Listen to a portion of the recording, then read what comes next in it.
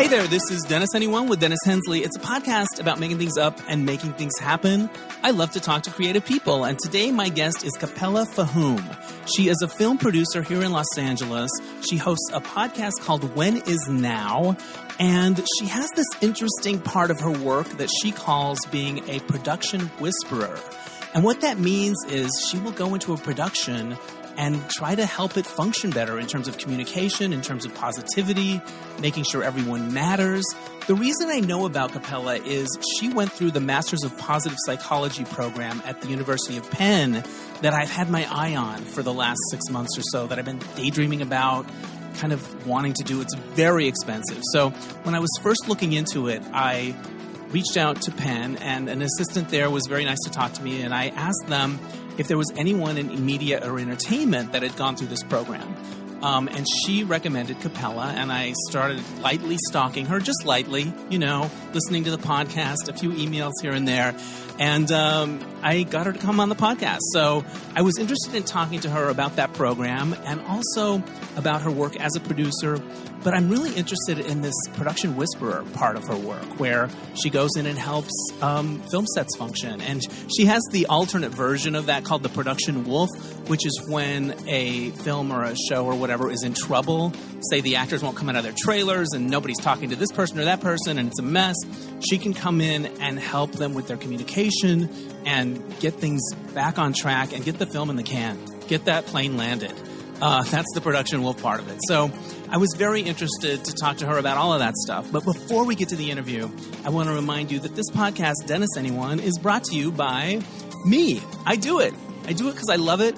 I've done over 400 and something episodes, and it's amazing to me because it doesn't feel like work. That is a lot of work, but I was like, oh, wow, that's a lot. But I do it because I love it, and if you enjoy it and want to help me cover my expenses, support the podcast, there are two things you can do. You can go to DennisAnyone.net, and there's a donate button there. You can donate to my virtual tip jar, help me cover my expenses. I want to give a shout out to Michael S. for sending in a nice donation in honor of my 100 episodes, in honor of my 10th anniversary recently. So that's very cool. And the other thing you can do is you can consider becoming a subscriber to DNR Studios.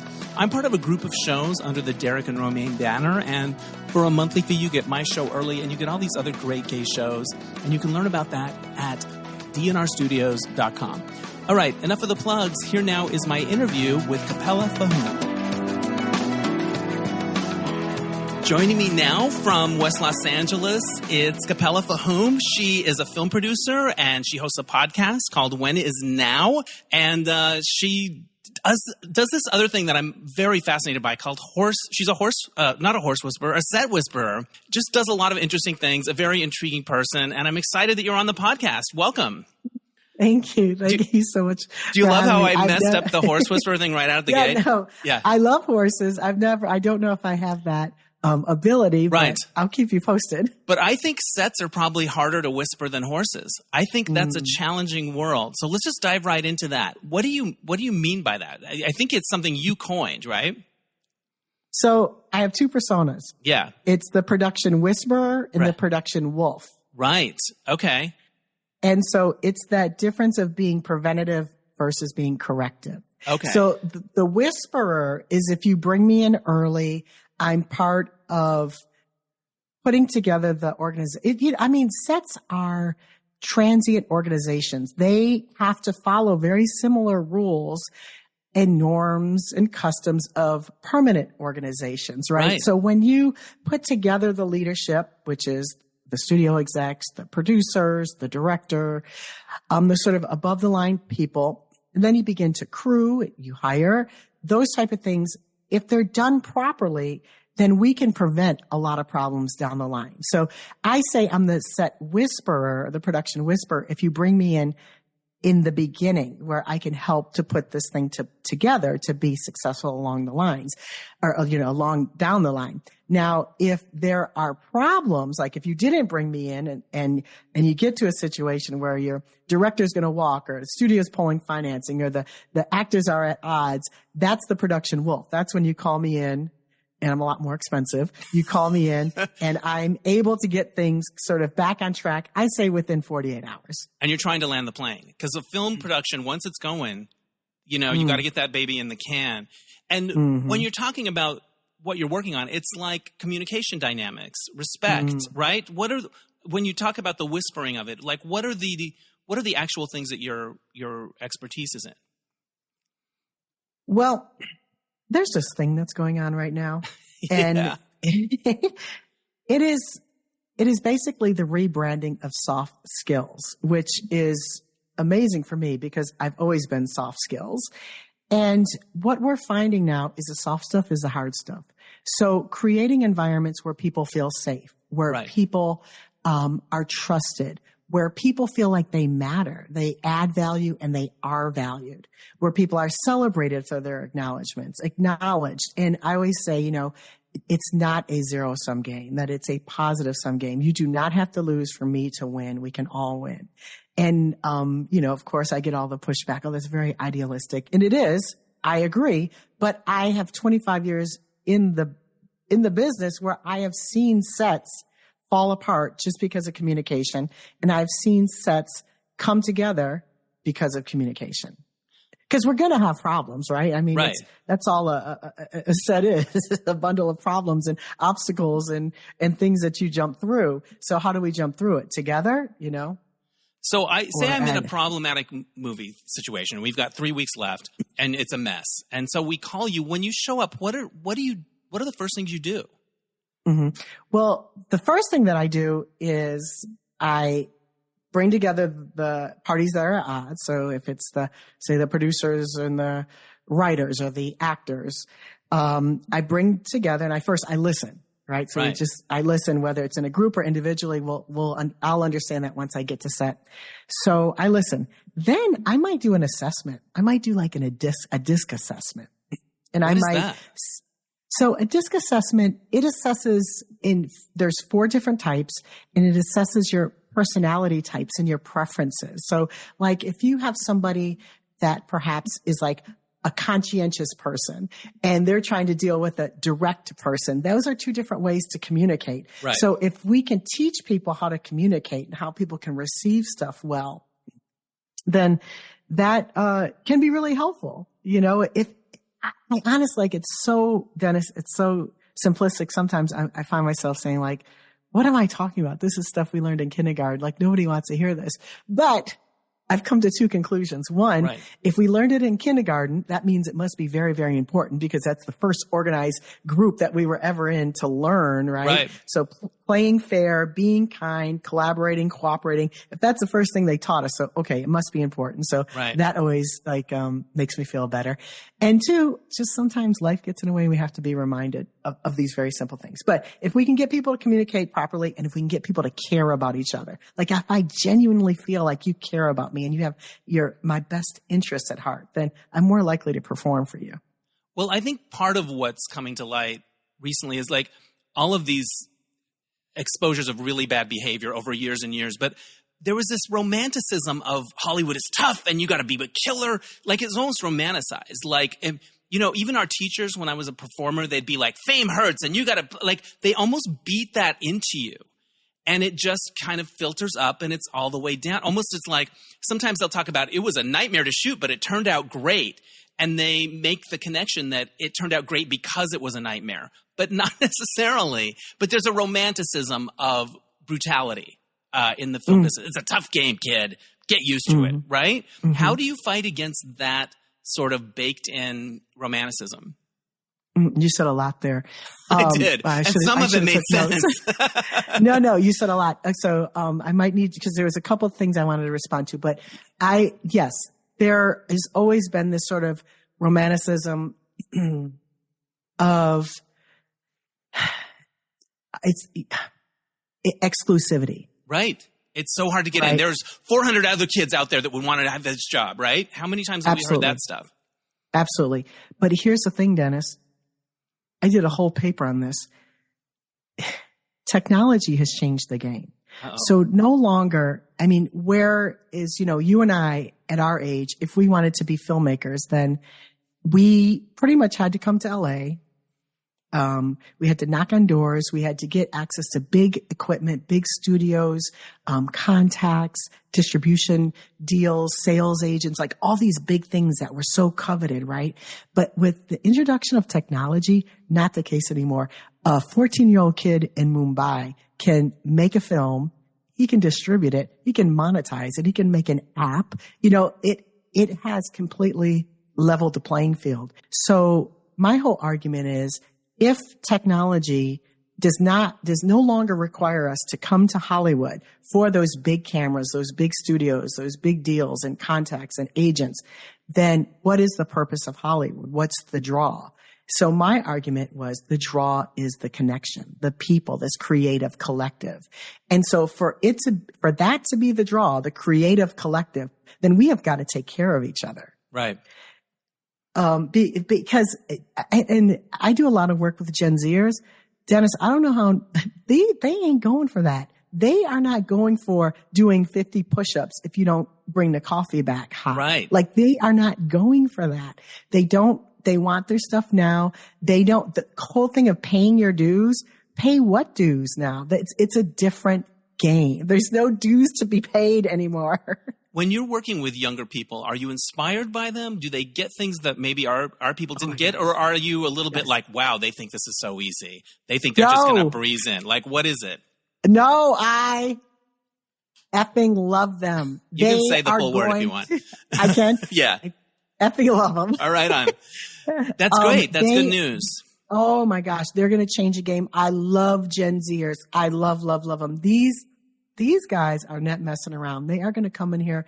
And if these dinosaurs, like the boomers, the Gen Xers, if they don't get their shit together, then they're dinosaurs. They're going to be pushed right out. They have got to get with the program. In terms of how they relate and treat other people.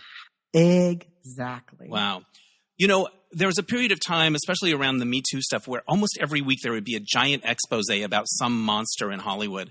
And I devoured them. I don't know why I loved reading them so much. I was like, oh, this looks like 6,000 words on Bryan Singer. I'm in. I don't know why. I think it was just this final thing of like, so much was being put up with for so long with different people. When you hear stories about that, or the next expose comes out about somebody, or the big story about Joss Whedon, like, as somebody that works with what you do, what do you think of these things coming to light? Is it probably mixed emotions? Like, I'm glad that somebody's finally calling this out, but man, this was a bad situation. To me, it's just confirmation that the times are changing. Like, yeah. People are not going for this anymore. You do not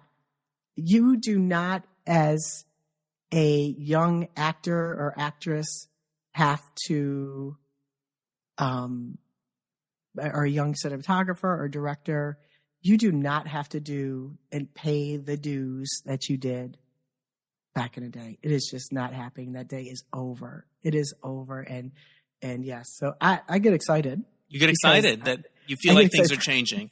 And I know things are changing for a fact. What is it like when you show up on a set? How do people treat you? Are they like, all right, we'll see about this? Like, it's almost like they've been sent to the principal's office. Like, are some people like, thank God you're here? Like, what is it like when you show up?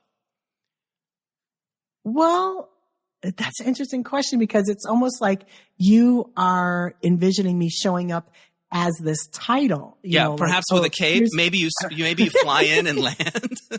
No. Like, I like to call myself a well-being producer. Right. But, so but I don't think I show up as a well-being producer. I think I just show up as Capella. Right. And there's something, I think, in order for you and your listeners to understand sort of my demeanor, I have to step back a few steps to tell you how I got into this business. Yeah, I'm curious. I'll make it quick. Do it. I went to Michigan. Right. I'm from Detroit. Right on. From the east side of Detroit. Went to all Detroit public schools. My brother's still a Detroit firefighter. I have heavy ties, and my family's still there. Then from there, I went to Michigan, and I knew I wanted to do industrial organizational psychology, which was basically human resources. Like, I wanted to help people at work. That's 33% of our time is at work, and I wanted to make it a better environment. That was my goal. So my GRE scores to get in graduate school were so bad because I was never a good student. They were so bad. I just had to look through the book. At that time was a book. It wasn't an internet. Look through the book. Any school that didn't require GREs, right? So I ended up at a school in Baltimore. Right. At a good program. And I was bartending because that's most money you can ever make with a degree in psychology. And I would just let everyone know within 5 feet, like, I'm looking for a job. I'm like, I don't have any real skills, but people like me, I'm really easily trainable and I'm enthusiastic and I'm fun to have around. Right. So finally, someone said to me, I do know someone who's hiring. Give me your resume. So I gave him this, I'm talking about sparse resume. And it was a production company in Baltimore. And it was, president and CEO was a woman, and she took a chance. I mean, she hired me as a salesperson. And as a salesperson, I could produce when the budget really didn't have room for a real producer. Right. So from there, I just called myself a producer and I started producing. I never worked under anyone. I never went to school. Right. I didn't go through I didn't even go up the chain. Like, I didn't start as a production assistant and go up the chain. I just called myself a producer, and that's what it was. Fake it till you make it. Fake it till you make it. Right. So in that position, the first music video I ever shot, I didn't even know that film didn't record sound. Like, it was only because people liked me. Yeah. And I guess I had an eternal attitude of humility because I always felt like I was way, out of my ball game that sure. I was just a guest in this industry. Right. But people always liked me and they would teach me stuff, teach me and talk to me and spend time and teach. So that's how I grew up in this industry. Just very, grateful to be here, grateful to even be a part of it. And everyone was so kind and they loved what they did and passionate and so willing to teach. So that's where I come from. So when you ask me, when I show up on set, do people look at like, oh, here's the wellness person. She's going to want to know, how do we feel? Right. It's not that at all. It's just sort of Capella. Like, I'm over at Crafty eating chips, like, talking to people because I'm genuinely in love with production and everyone that does it. So I think I'm accepted pretty easily. Pretty readily. Like, you just kind of fit right in. You said you kind of fell into it and then started like producing things. When was the moment when you fell in love? When you're like, oh, I want to do this with my life?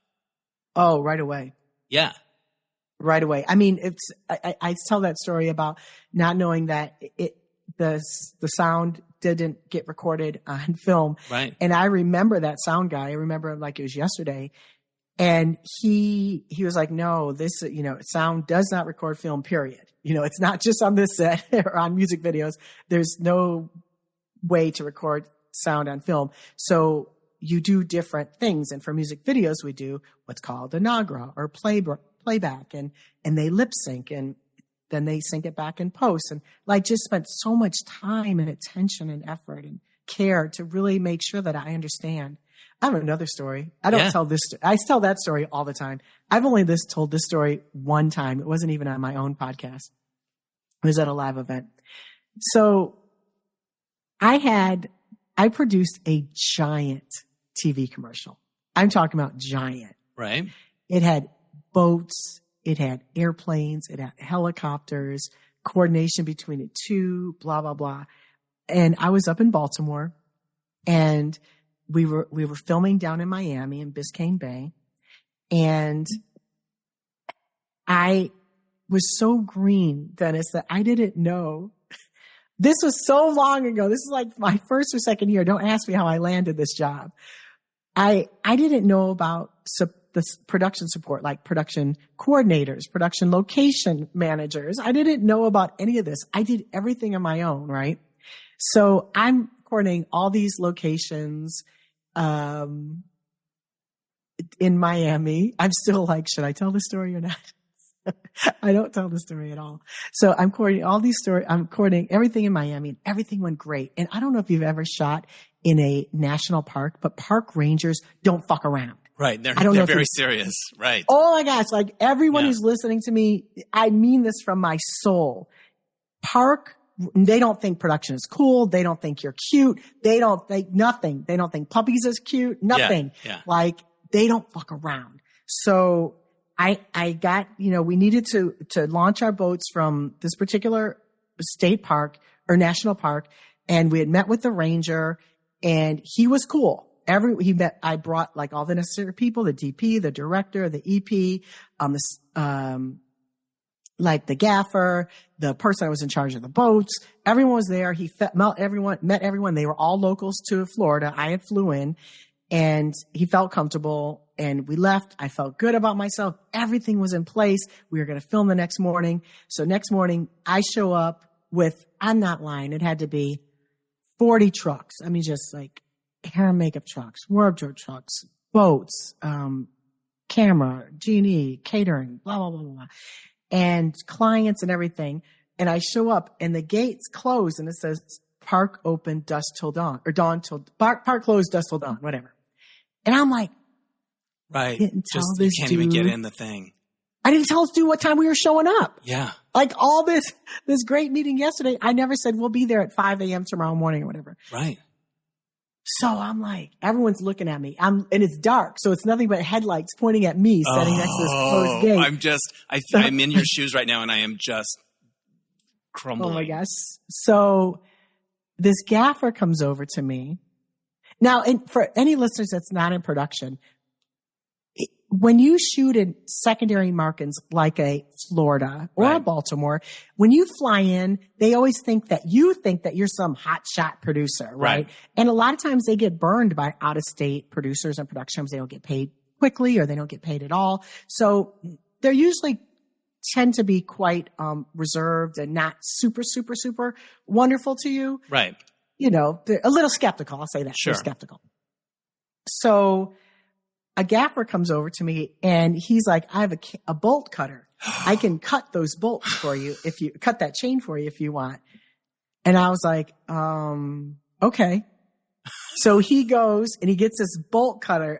It's so dramatic. And he's like, and right before it's about to clip, the gaffer comes over to me and he says, you know what? Why don't we just have breakfast, and then we'll see if he gets here by the time breakfast is over. And I was like, okay. Okay. And so then we do that. The catering truck, this is the only thing the catering truck does, opens up the awning, puts one table out, maybe 4 chairs, and a trash bag or trash bucket, basket, whatever. That's all that they set up.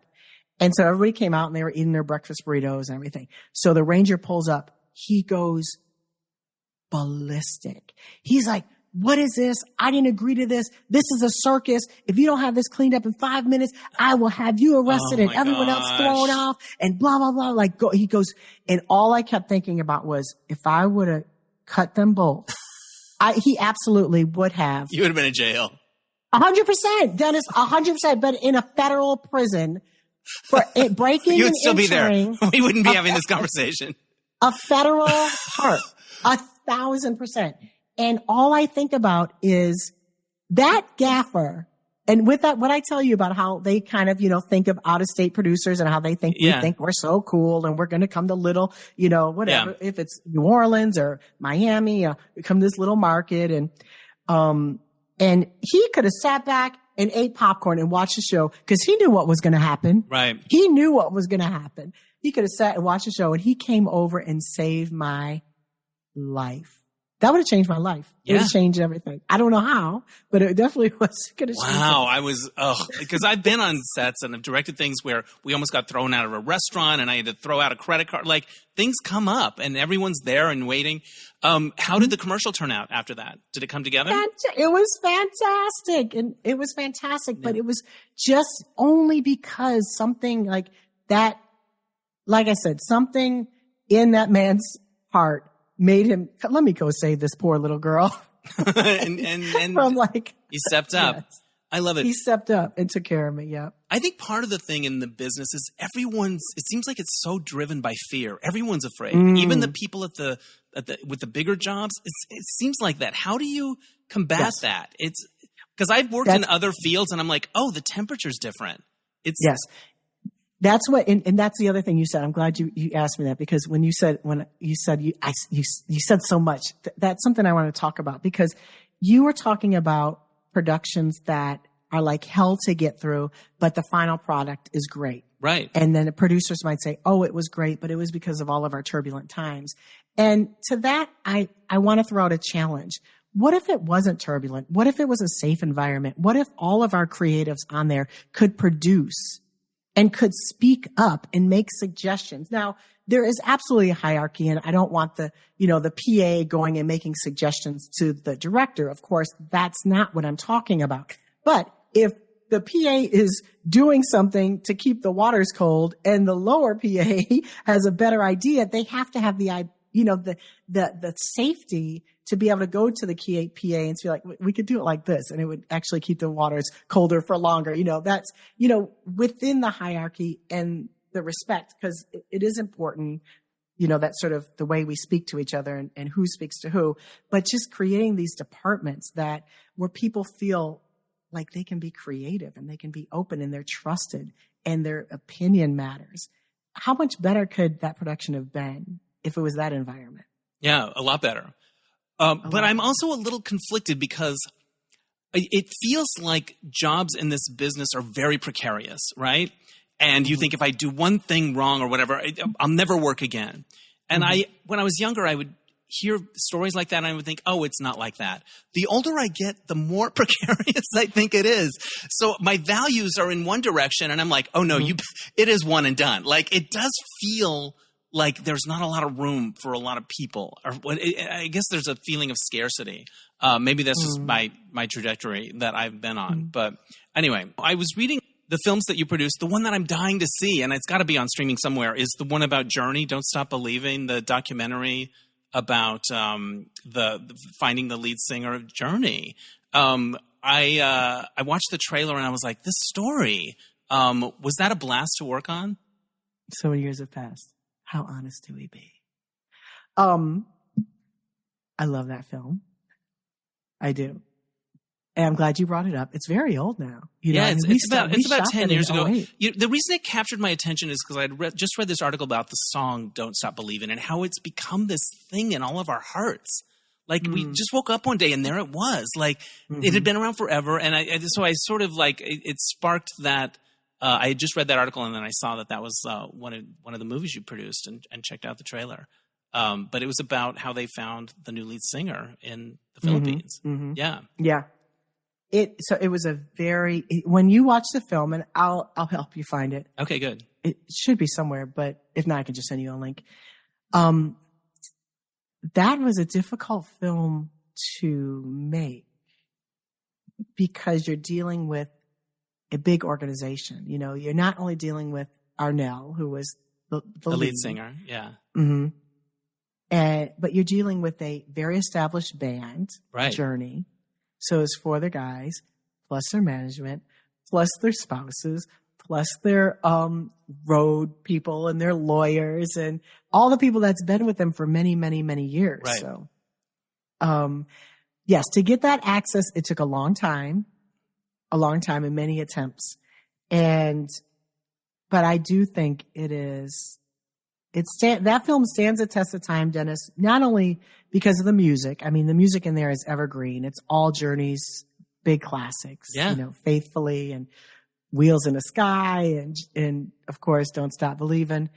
But it is just an underdog story, but it's also a very much story of be careful what you wish for or what happens when everything you wish for comes true. Yeah. Interesting. I can't wait to see. I can't wait to see it. Thank you. You came up on my radar because I was interested and I still want to apply to the Masters of Positive Psychology program at Penn. I think you still can right now. Yeah. I think I missed this year, but that's okay because I didn't have my act together. And I had a dream and I woke up and I was like, I have to apply. Like, it just was like, it came to me in a way. And I took part in a webinar and then I called somebody that worked there to talk a little bit more about it. And I said, are there people that come from media and entertainment? Do you ever get those, or are they all people in other sort of psychological fields? And she said, no, we get people like that. And she mentioned your name and then what you did. And then I'm Googling and I'm like finding all about it. How do you feel like your interests in film and media and entertainment and your interest and your passion for positive psychology, how do they go together? How have you found that they go together? Because those ideas have really helped me deal with the uncertainty. They've helped me cope in my life with the rejections and the ups and downs. How do you see the intersection of Hollywood, movies, media, and the study of positive psychology? Mm-hmm. Well, first, just because you said the word rejection, I have to tell everyone that when the first time I applied to MAP, I did not get in. You did not get in. I did not get in, and I was devastated. I felt like I was the epitome of positive psychology. Right. And they take about 50 people, and they get a few hundred people apply, I guess, from what I understand. And yeah, it's a 1-year program. It's something that I would really love to do. So you didn't get in the first time.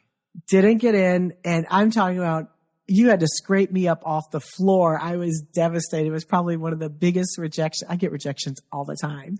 You know, being a filmmaker, you're rejected like daily. It's like a cool summer breeze. And usually that's how it goes over for me. But that one hit me. It hit me in my gut. So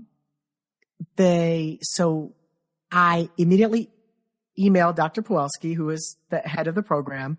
And I said, well, I didn't get in. I'm going to spend this year researching, learning, studying, getting familiar with positive psychology, and I'm going to come back next year stronger. And he said, you know what, Capella, I'm excited for that. And I got in the second year. And it's funny because if you remember, I said I started off in human resources. Right. I wanted to work with people at work. Right.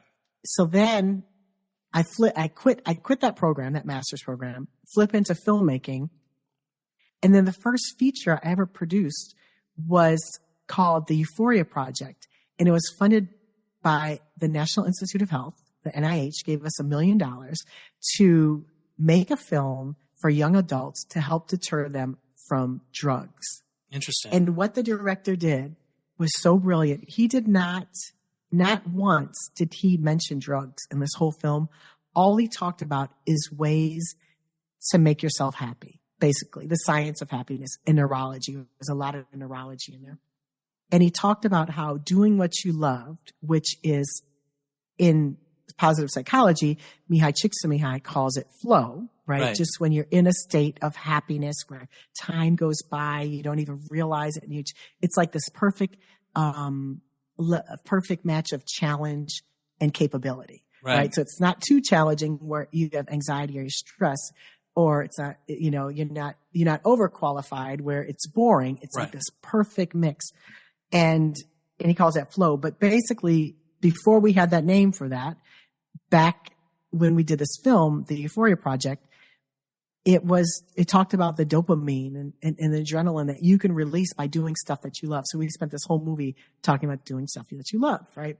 So that was the first film I ever produced. So that right there started to mix my filmmaking with my psychology. That was sort of planting the seed for that field with you. Mm-hmm. Interesting. And then as a producer, like I said, my ability, or I'll say necessity, to just be kind and create collaborative environments where everybody worked together because I needed it, because I wasn't super seasoned.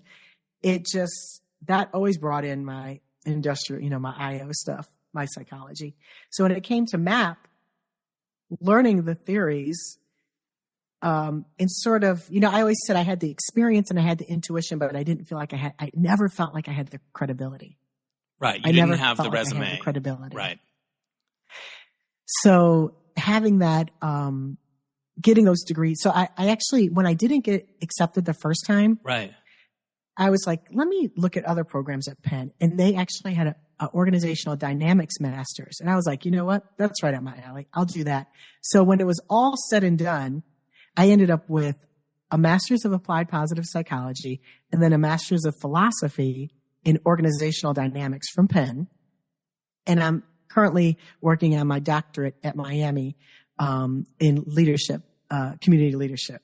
Look at you. So it's That's all impressive. comes together. But you love academia. Like, you love that world. I never did. You never did until recently. Yeah. It's to my older age. Yep. Because as I was researching MAP and I was like, okay, could I do this? They have this thing at the end called the capstone project that each student does. And so I'm looking at different capstone projects and I start reading one and I'm like, this is another language. It's that academic language. It's like not how I talk. It's not how I think. It's not how I write. But I guess you figure it out, right? If you do it, I can figure it out. A zillion % you can figure it out. And if you read my papers, I mean, yes, it has to have a decent amount of academia in it. Like my capstone was a producer's approach to creating and nurturing positive relationships on set. Nice. And so, yes, it is. It has a. I'll just say, if you read my capstone, which is one of the more downloaded capstones, if you read my capstone, you can hear Capella. Yeah, it sounds like you, because I definitely, as a writer, have a voice, and yeah. Yes. My entry into the field of positive psychology was actually through the film world. I had gone to see a producer speak at the Writers Guild named Lindsay Duran. Do you know her? I don't. She gave a speech about the psychology of storytelling, and it was basically about how, as storytellers, we don't care about winning. We want people to overcome things. And she gave all of these examples, like in Rocky, he doesn't win, but it feels like he won. But if you watch the movie, he didn't win. It's about the relationships. And so she was talking to writers think about these things. But the whole first 20 minutes was her talking about her interest in positive psychology and getting to collaborate with Martin Seligman, and who is the head at Penn, who sort of kind of, from what I understand, sort of started this whole field. And I picked up the book that she mentioned called Learned Optimism, and it really changed the game for me, because I think as humans, we're wired to think we'll be happy if we get what we want. Well, if you're in Hollywood, plugging away, you don't always get what you want. And are you just not supposed to be happy? So I started incorporating some of those tools that he talks about, engagement, all of these different things. And then I've sort of peppered it along the way with the Laurie Santos course at Yale about the science of well-being. These tools have kind of saved my skin, because I almost died of disappointment. I was in the hospital at one point, and I thought they were going to cut me open and say, oh, yeah, I'm sorry, he died of disappointment. But now, because of some of the ways I've incorporated some of these tools, I get to well really fast. When something doesn't go my way, I get to well a lot quicker. And I focus on things like engagement and relationships and stuff like that. I struggle sometimes. But boy, it has been such a gift in my life. But it was born out of my creative journey here, and definitely through, hearing that speech at the Writers Guild. But what have you learned about? Yeah, no, she's really cool. I might be able to find some information. I can send it to you. What have you learned about weathering the ups and downs? What keeps you, because you talk about rejections and that you've been rejected a lot. Like, what keeps you going? How do you process those? Well, first I want to say happiness is 50% genetics, 10% environment, 40% choices. Right. So there's a good book you might want to look up. It's Sonia Lubranowski, How of Happiness. How and Happiness. She's actually a professor at UC Riverside, nice. But she's very map friendly. She's a big map, she speaks a map and everything a lot. But, with anything, I mean, my father just passed. It was, first of all, filming is not the end all be all, although we can be made to think that it is sometimes. Right. People act like it is. That's the thing. People act like it's only a movie. And that's, we're only making movies here. Yeah. So that's one thing, as I keep it in perspective. I'll tell you that gets me through a lot. Dennis, and that's gratitude. And I'll tell anyone, this sounds so ridiculous, but I will tell anyone, the first thing I am grateful for is I can get out of bed every morning and go pee by myself. Like, that sounds crazy, but that shit should not be taken for granted. No, not everyone I agree. can do that.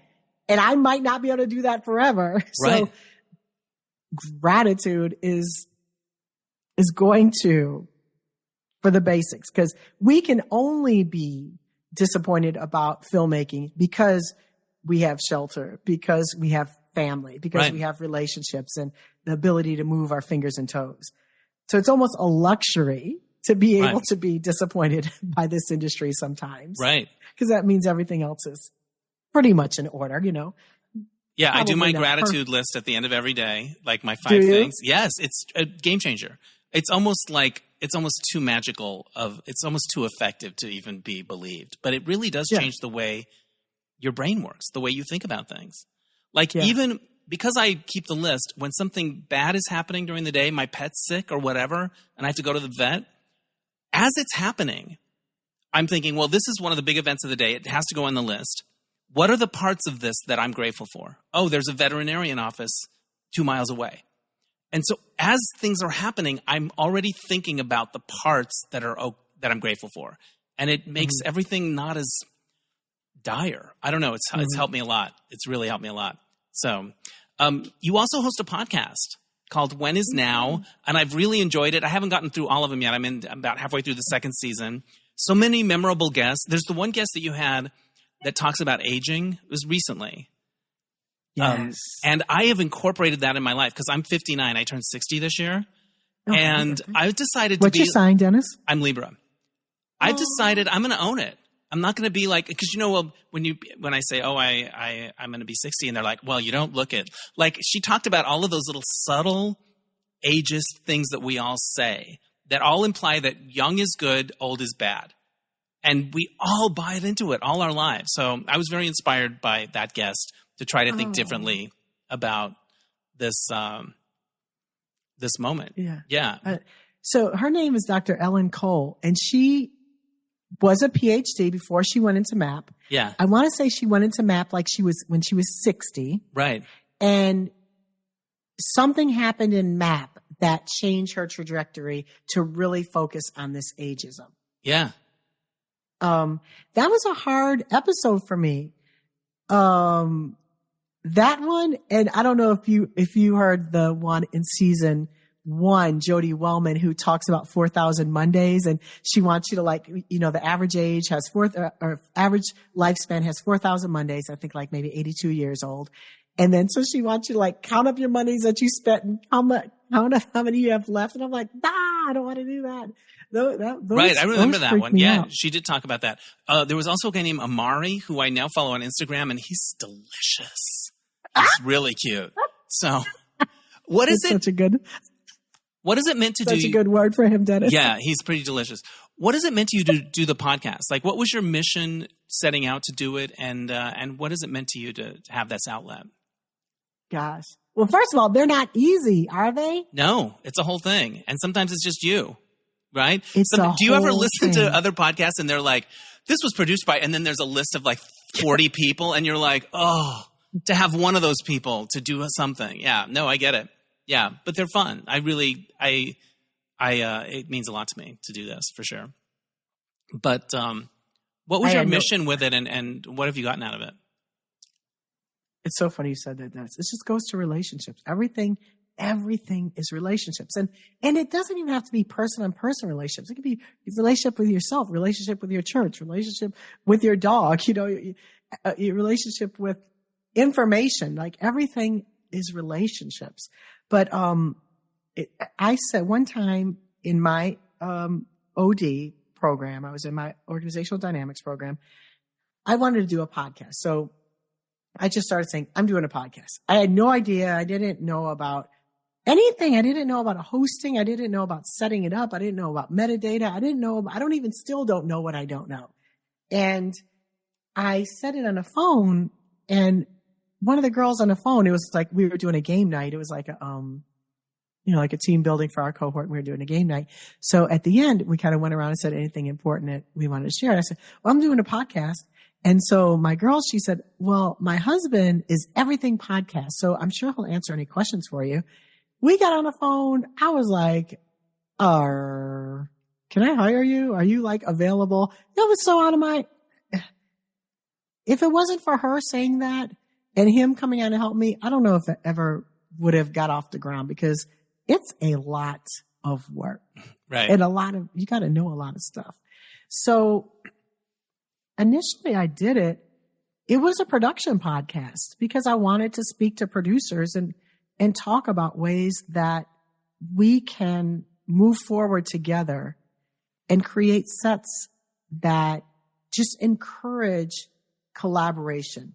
enhance creativity, call people in instead of calling them out, and erase that zero-sum game that we've all been taught to believe. And I went to go see The Color Purple when it first came out, and I was lucky enough to see it with like the cast and the director. And Blitz, the director, who, first of all, if anybody has not seen that movie yet, I've probably seen it like 12 times. I think it is one of the greatest movies ever made. The New Color Purple. Yeah, I saw it. It truly is. I saw it as well. What did you think of it? I loved it. And I loved the Fantasia, knocked me out. There was some really cool visual ideas. Like the music was beautiful. Like the arrangements. The dance, yes. It was amazing. The gal that got nominated for the Oscar, Danielle Brooks. Sensational. Yes. Everybody.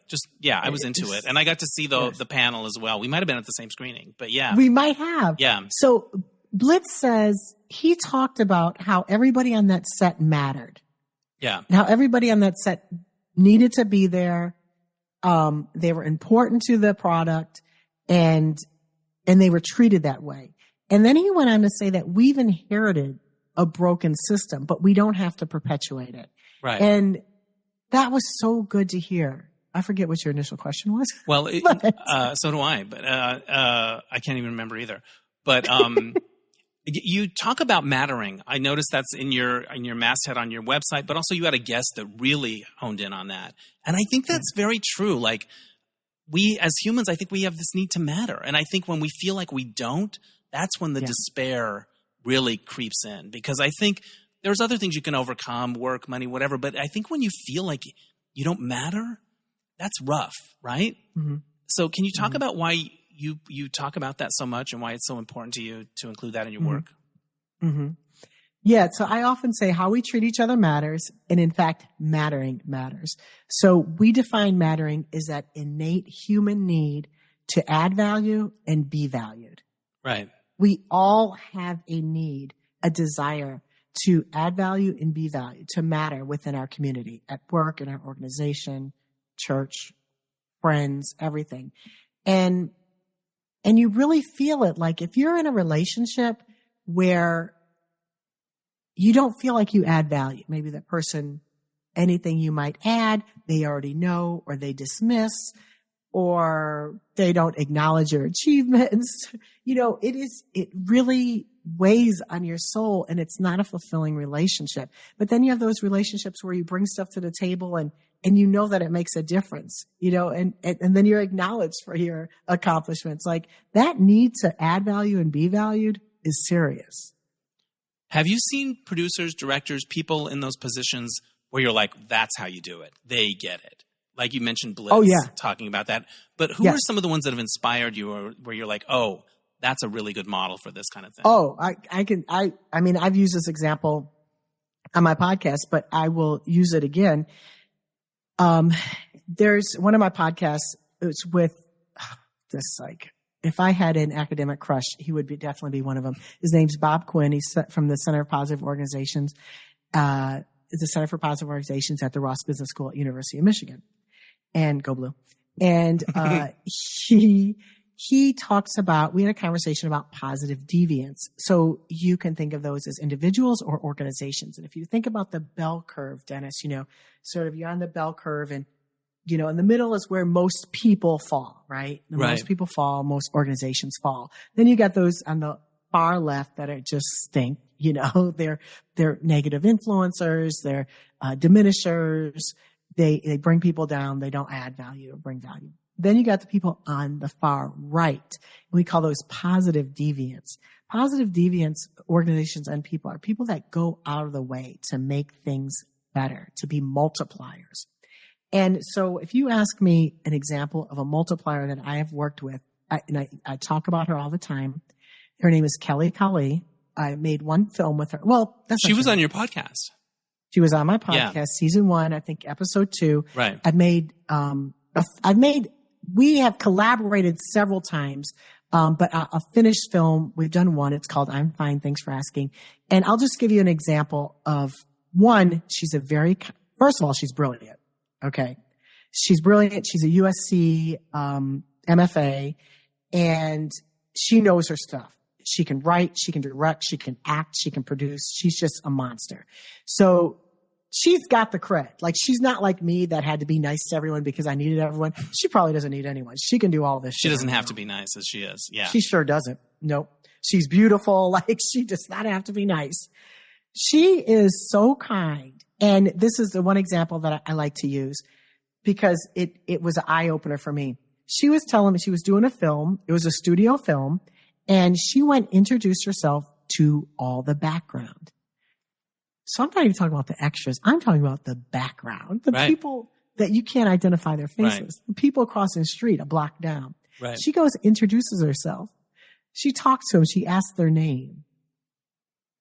And I said to her, I was like, yeah, girl, so I'm all up on my positive psychology. I'm like, yeah, girl, that's what I'm talking about, and they probably performed for you really well. And she's like, they did. And then I was able to say, hey, Chuck, can you move slower or go behind Becky instead of in front of her? I was able to address, and they wanted to perform and produce for her. So I was like, that's what I'm talking about. See what such a simple task can do and make everything better. And she's like, hold up, Capella. That was not simple. She said, I have 1,000 people asking me questions, looking at me for answers, directions, deliverables. Right. She's got things to do. Decisions. She's got shit to do. Right. And she's over in the background pit meeting the background. She said, it is not easy. It takes time. It takes energy. Yeah. But it's necessary. And it makes everything better. It makes the day better. It makes them better. It makes the project better. Right. And that was, because I would be quick to say, hey, all you got to do is just go introduce yourself to the backboard. Make sure they are seen. They feel significant. They're acknowledged for being here and appreciated and necessary and act like it's no big deal. But it took her to slow me down. It's like, hold up. That is a big deal. Yeah, it does take some energy, but it's worth it. Yeah. It's worth it. And so she is a positive deviant. She is someone that's doing it right. Yes. And makes time for everyone. Just, I highly recommend Kelly. She's fantastic. And her work. She has a great film out right now called Kimba. And it's a true story about a young woman. Some of you guys, any 90s people might remember this, but back when they were doing mandatory, well, there's actually still mandatory sentencing going on. They were targeting a lot the girlfriends of drug dealers and putting the girlfriends away. So this particular woman, she was like a straight A student, came from an upper middle class family, went to Hampton, and she got involved with the wrong guy, and they ended up sentencing her to like a ridiculous amount of time. And so she's out now, and she's a huge activist. Her name is Kimba Smith. She's a huge activist, and the film is out, I think, on BET right now, and it's so well done. Beautiful. I love that. I'll watch for it. What would be the ideal balance for you between the work that you do related to positive psychology and filmmaking? How do you build the life? What would be the mix ideally for you? Ideally? Yeah. Honestly, the mix would be 100-0.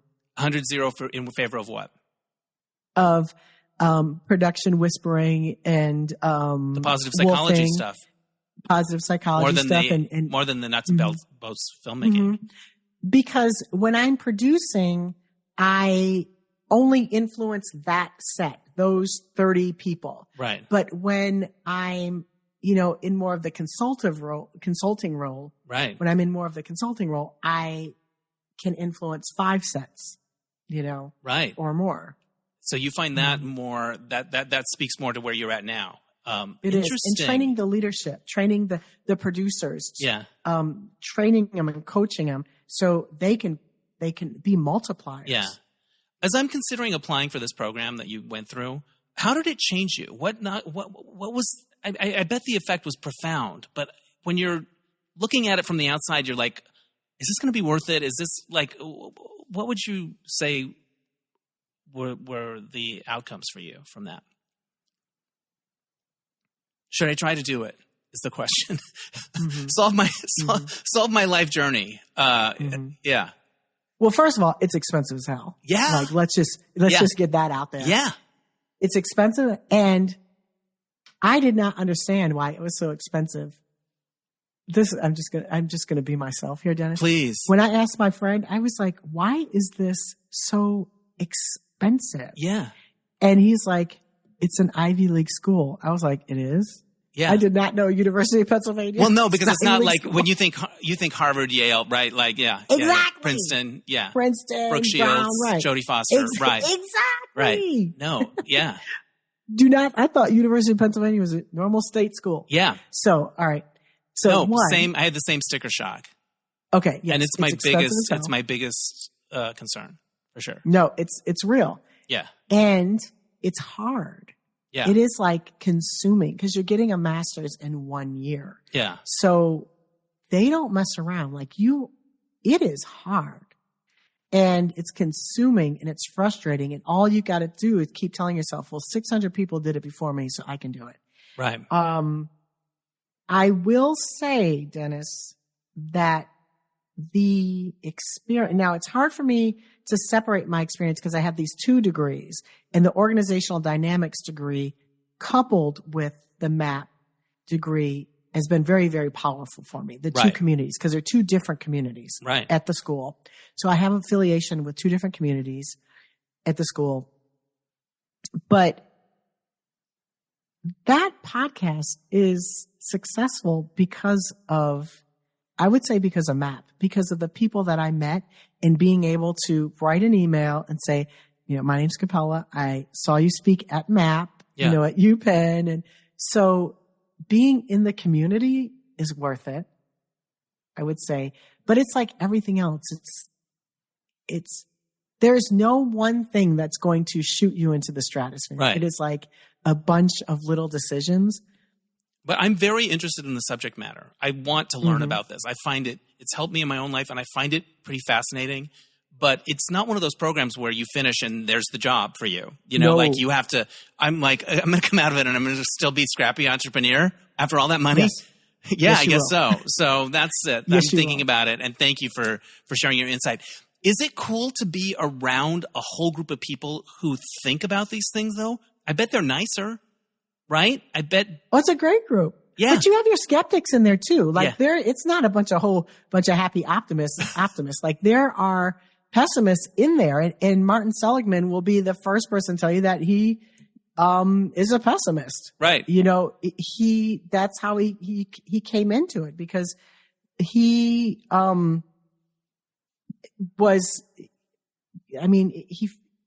because of the work that he did in the beginning is sort of how he learned. He uses an analogy. It's a garden. You can take a garden and you could pull out all the weeds, right? So you can pull out all the bad stuff. Right. Which is what psychology has traditionally done. Just try to pull out all the neurosis, the suicidal ideology, the anxiety, the depression. We're trying to pull it all out. But then what do you have? You just have dirt, right? You've got to plant. You got to plant the good. So that's why we're studying the upside. If zero is neutral and psychology traditionally has worked on everything to get people up to neutral, what about the people that are flourishing? What about people that are above neutral? How do we get people up above neutral? Yeah. What can we learn from the people that are flourishing and how can we apply that in our lives? One of the principles of Lindsay Duran's speech, the first time I'd ever heard of positive psychology, is she sort of made this point. She goes, pessimists are not wrong.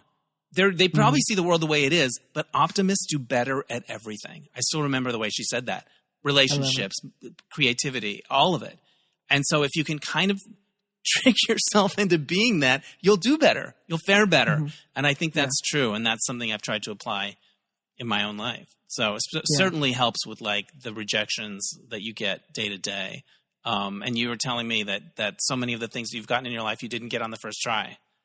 And it was better because had I not rejected from MAP the first time, I wouldn't have got into my OD program for sure. I just would have went to MAP and left Penn. Right. And so getting into that OD program and then having both, like I said, both degrees, but both communities, that has been what has been most influential. I don't think that my MAP degree on its own, I know it wouldn't have made the impact for me in my career as the 2 degrees together. And it was only because I got rejected that first time that I found OD. Yeah, interesting. We're going to wrap it up soon, but I have just a couple more things I would love to ask you about. Are there things you do every day that are tied to positive psychology? You talk about being grateful that you can walk to the bathroom by yourself in the morning, but are there habits or lists, day-to-day things that you do that are connected to that kind of thinking?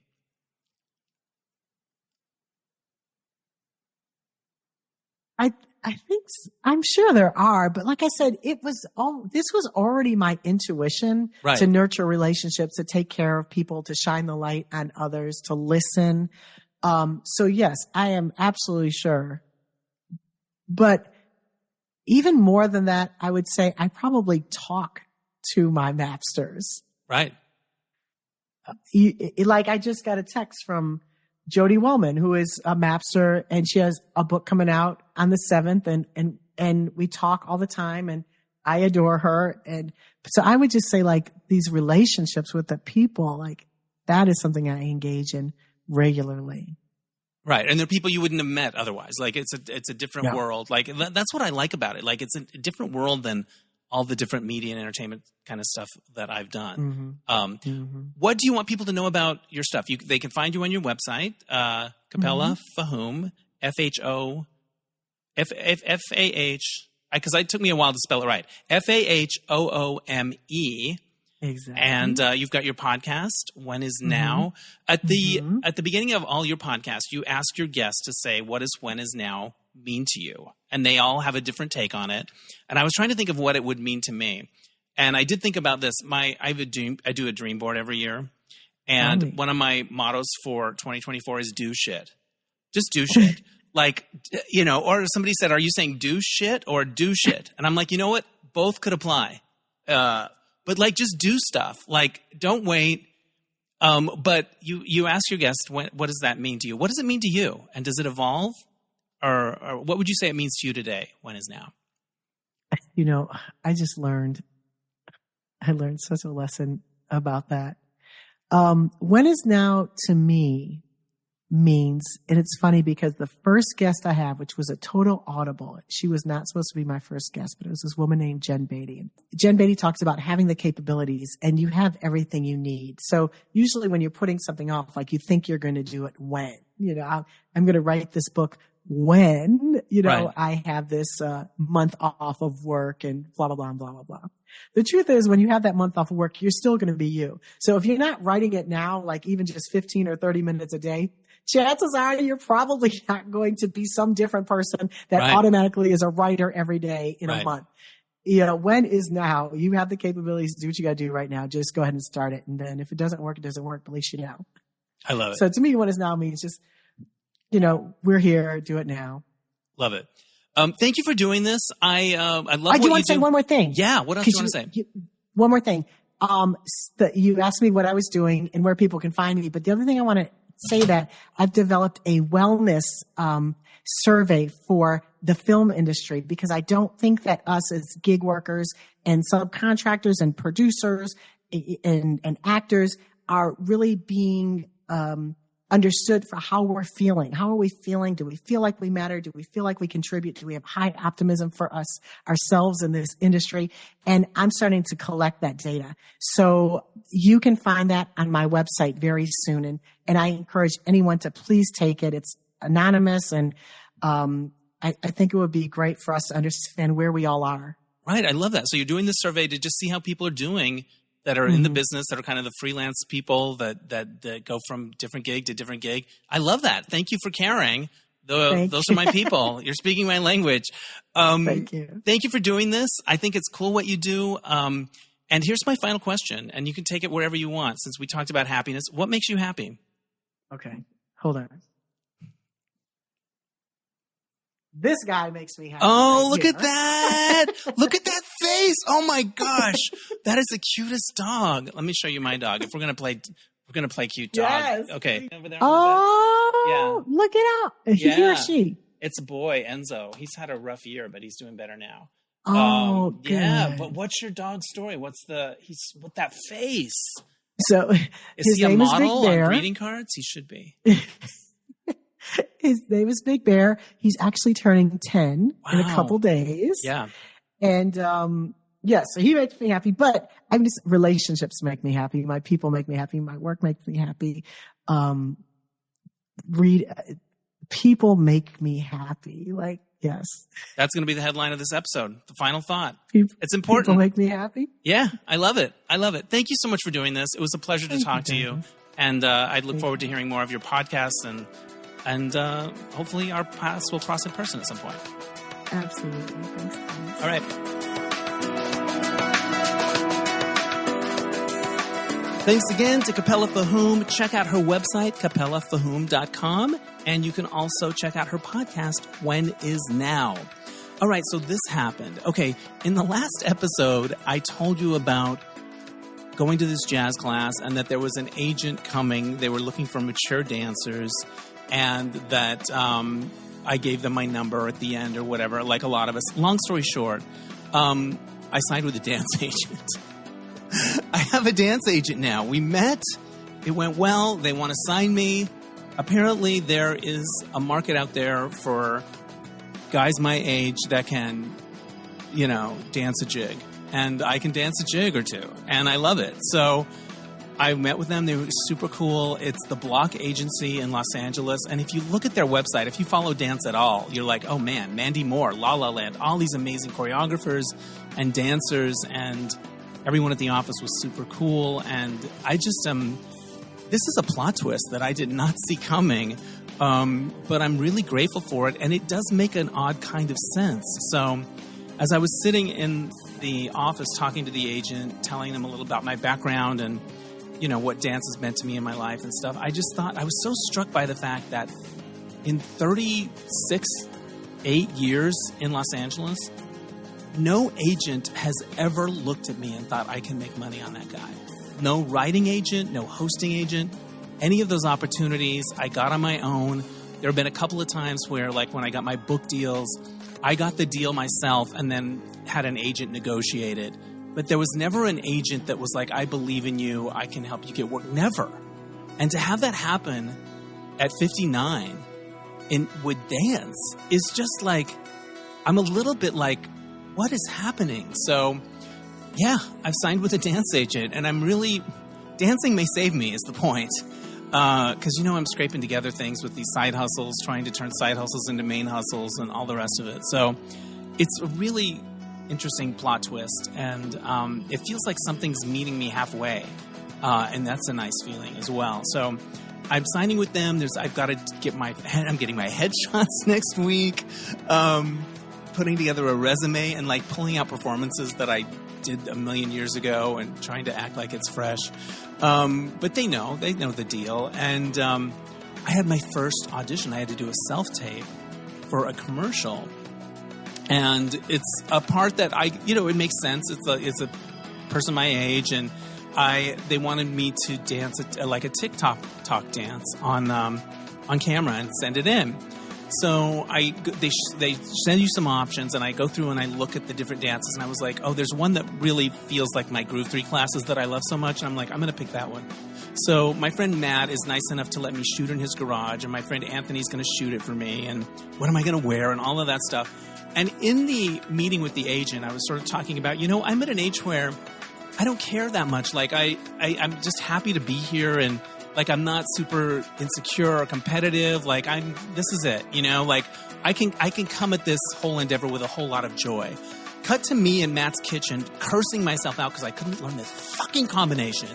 And I have to do this self-tape, like the sunny, happy, oh, this is going to be a lark. No, not happening. I was like, damn it.